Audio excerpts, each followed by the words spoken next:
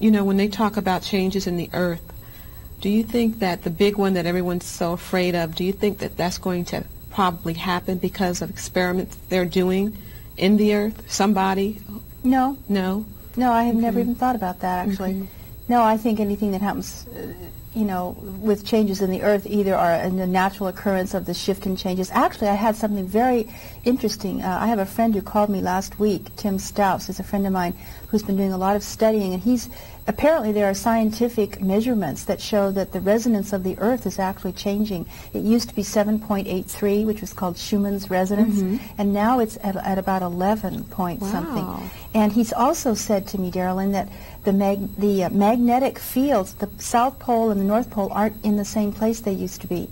They keep shifting. So if anything happens, I think it's because, and I don't know if this, I mean, I don't know if you can make the leap that our consciousness is shifting vibration and that it has an effect on the atmosphere and the magnetic frequency of the earth. But that's what Tim was telling me, and I thought, well, now, isn't that interesting? So I think any earth shifts that happen, you see, when the magnetic resonance changes, things like rocks become liquid, and then the earth's crust shifts. Yes. So I don't see it necessarily from the scientific experiments as doing that, but I mean anything. I mean, I don't know. Obviously, I'm not an authority on this. Carol, let's talk about you a little bit. You are an expert in working with these experiential guides. Tell us about some of your experiences. Tell us about when you first met James Redfield. Yes, a lot of people ask me that now. Well, back in 1993, I had just come back from Mexico, and I'd been down there doing some consulting work with, which I do a lot. And I had just gotten back when I had two friends in 1 week tell me that I should read this new book, the Celestine Prophecies. So when two people tell me something, I pay attention. So I went out and I got the book and I read it, and I got excited about it just like everybody else did. I was doing my yellow lining and thinking about it, and I started doing some writing.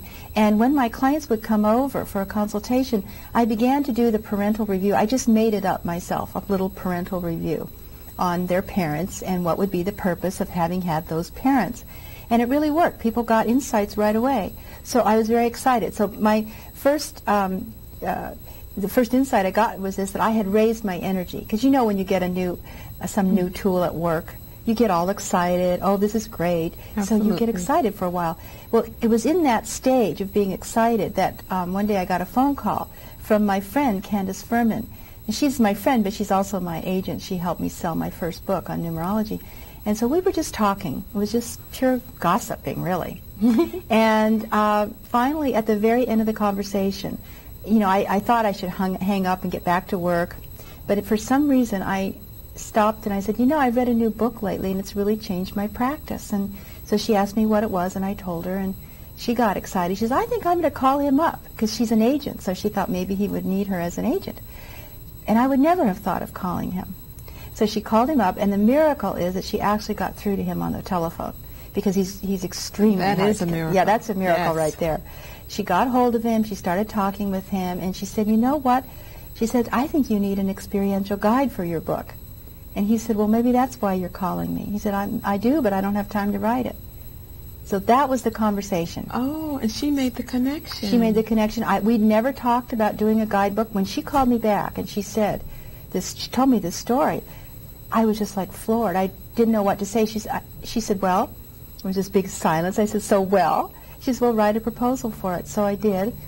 I sat down, and see, this is where you have to do your footwork. I could have said, oh, I can't do that, or I don't have time, but I said, oh, okay. So I sat down at my computer, and I outlined what I thought would be useful, and we sent it off to him, and about 4 months later, we met, and he agreed to work with me. That is wonderful. So that's how I met him. So that is one of the coincidences right. that came about with you, and that was just Carol, that was just reading the book. Yeah, you know, that was just like everybody else. Yeah, that's amazing. Now, you recently returned from Peru. Mm-hmm. Why did you go to Peru? Well, again, it's a series of coincidences. You know, the book is set in Peru. Right. And so somebody had asked me to lead a tour of people down to Peru and do some kind of metaphysical work with them. So I didn't feel quite right about doing it. I thought, what do I know about Peru? I don't know. I had a bit of resistance in me, which you really have to pay attention to resistances, because they're telling you something. So it was telling me something's not quite right here.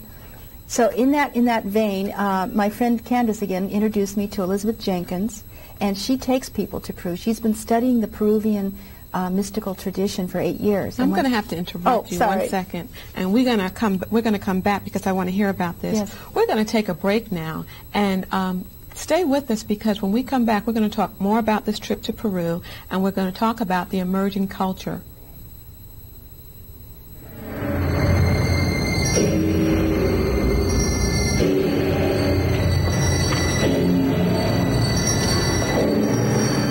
Thanks to you, there is a ray of hope. With the money you give us, we make wonderful change 365 days a year. Give to the Salvation Army now and throughout the year, because need knows no season. Welcome back to Different Perspectives, and we're here talking to Carol Adrienne. And before the break, she was telling us about her trip to Peru. Can you finish that, Carol? Yes, as I said, I was going to Peru on my own, and then I met Elizabeth Jenkins, who'd been studying with the Peruvian Indians, and when I talked with her, I instantly thought, she's the one who should be leading this trip. So I talked with her, and she agreed to go down with me. She takes people there anyway. But we went down, and it was really an extraordinary thing, because what we did was we worked with the energy dynamics of the actual mountain spirits, the water spirits in the river, in the ancient ruins, exactly as the Incas worked with them.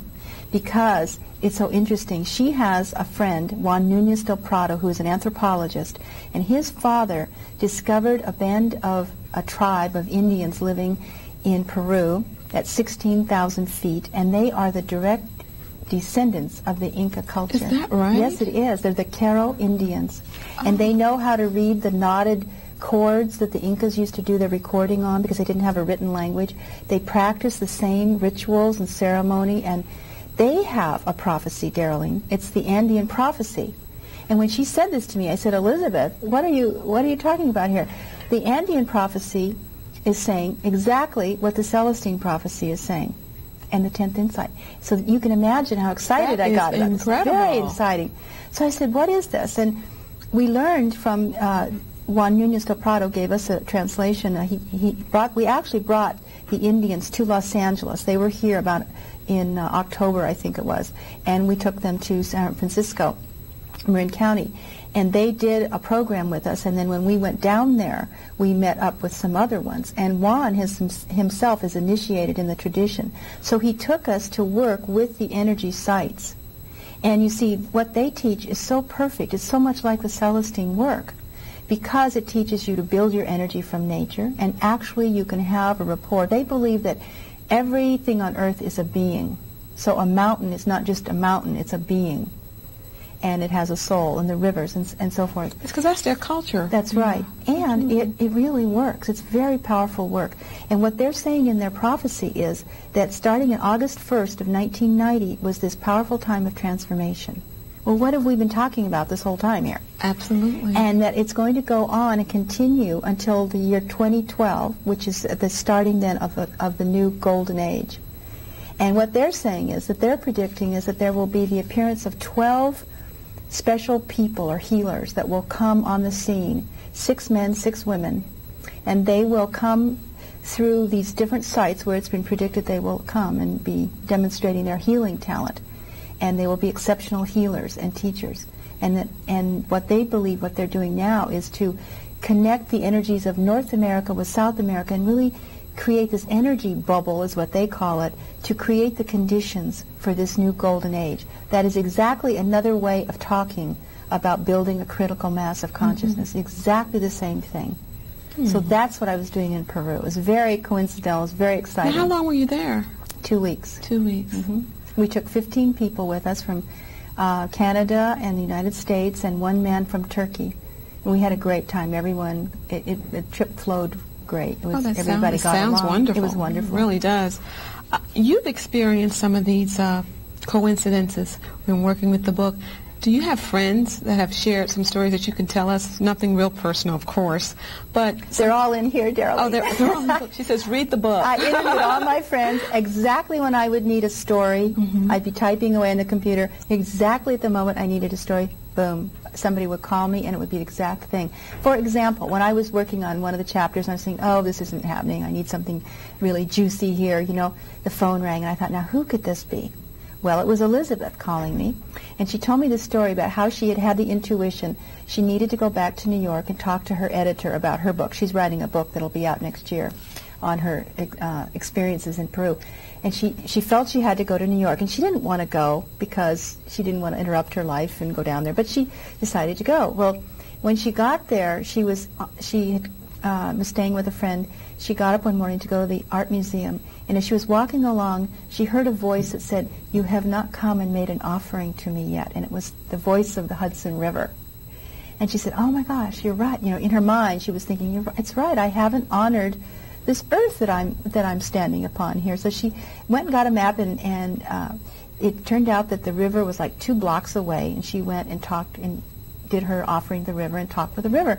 And in that time of kind of meditating on the earth's spirit there, she got a lot of answers and a lot of things that she needed to know to talk with her editor. So it was a very practical meditation in a sense. And so she had, you know, a better way of building rapport with her editor, and she worked out what she needed to work out. It seems what's happening is that marvelous. People have to tune into not only nature, but themselves before we can have this massive raising of consciousness. Well, if you're getting intuitions, I have to go to New York and talk to my editor. You better follow up on that, because how else is your life going to unfold unless you listen to the clues that come in?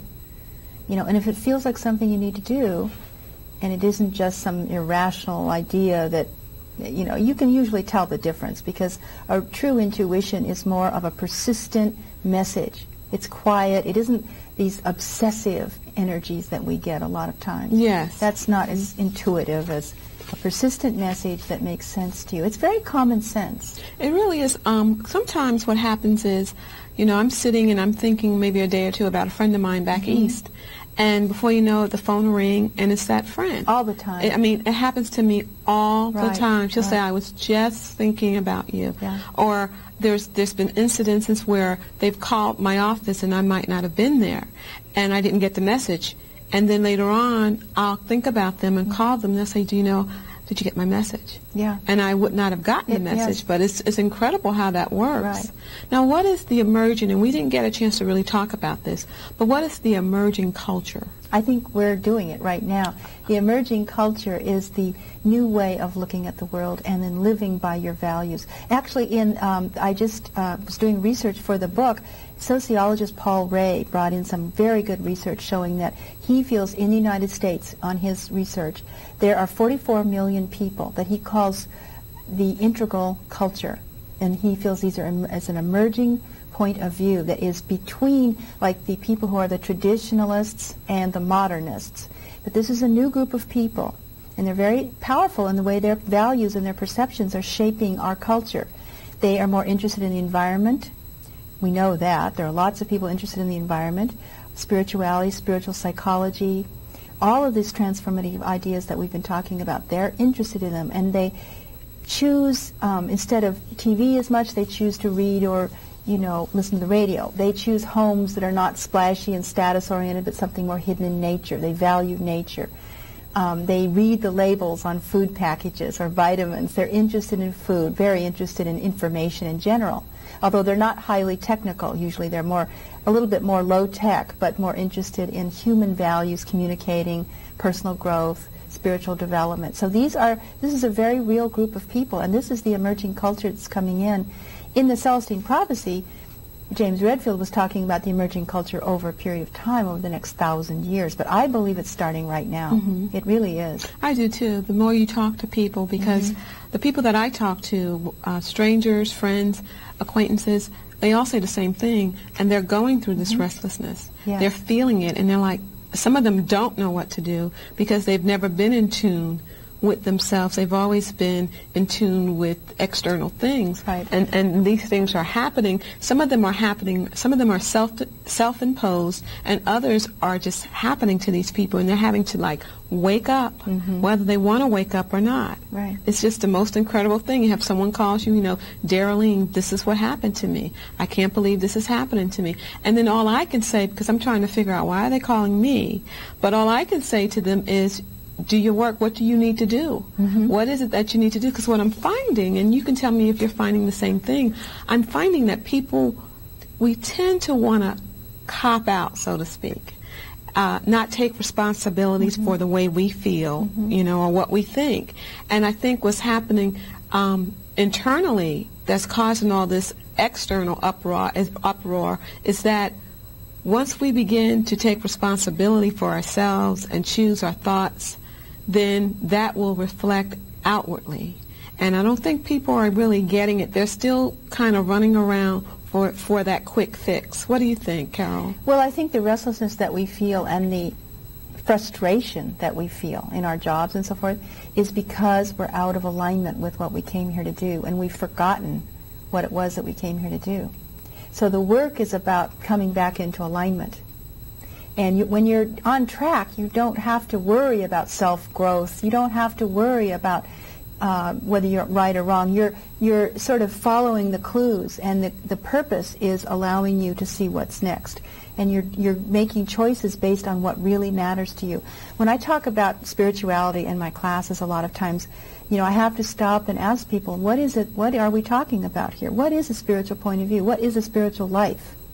And to me, what a spiritual life is doing something that matters to you. And if it doesn't matter to you, then why are you doing it? If it's not something that is heartfelt, what are you doing? Why are you wasting your time on doing this? And people, we all do this. We get very hypnotized by what everybody else is doing. What will people say? I can't do that, because the public opinion or we forget that what we're doing, and I believe the emerging culture right now is where we're learning to make choices that are meaningful to us. And this isn't a selfish point of view, because when you do something that's right for you, it's going to be right for a lot of other people as well. And so if you make that choice, who am I in this situation? How am I going to show up right now? You have that choice every second of the day. At work, at home, in your community meetings, how are you going to show up? Am I just going to say what everybody else says or go along with the crowd, or am I really going to think about things and say what really feels right in here? Because that's where you have to find your own truth. Nobody can tell you what to think. And these books don't tell you what to think. They just suggest that it's important for you to start thinking and feeling your own feelings. Well, I've met so many people in different professions, people who've gone to medical school and become pediatricians, lawyers, and they say to me, I don't want to do this anymore. I know. I mean, how do you spend 12, 13 years in school studying something and then say, I don't want to do this anymore, or I did this for my parents, or I did this because everyone else you either was doing transform what your experience is into something else, or you start over. Now, I interviewed a fascinating man in this new guidebook, William Van Zyverden, who started something called the Alliance for Holistic Lawyers. And he talks about doing law from a holistic point of view. And I got so excited about that. I can't tell you how excited I got about that. I thought, I didn't know what that meant. Here I've been writing about this stuff forever, and I didn't know what a holistic lawyer would be. But it's somebody who looks at the whole situation. A person's in trouble, they have a dispute, what caused it, what's their responsibility in it, what do they need right now? Sometimes a person just needs to be heard. They don't even need a big trial, but they need somebody to hear their case. Or maybe they need psychotherapy. And so he looks at the whole person, and he does it from a spiritual point of view, and I just thought that was fabulous. I just loved it. Because you see, part of the 10th Insight in holding this new vision for the future is about new visions for each occupational segment. So how are we going to be in medicine? We're going through huge upheavals about how we see medicine right now. It's not working what we're doing, but that's okay. Because it's not working, we're going to have to find a new way that does work. So each occupational group is going to go through big changes. I feel that, and I'm excited about it because it's a change that's desperately needed in our society and the way we look at things. I wish we could spend some more time, Carol, talking about this because it's so fascinating and it's an exciting subject to the both of us, I know. Yeah. We've been talking all day about it, but we got to close the program out. Thank you for watching this segment of Different Perspectives. Remember, you don't have to agree with anything we say here on the program. Just keep in mind we're bringing you a different perspective. See you next time.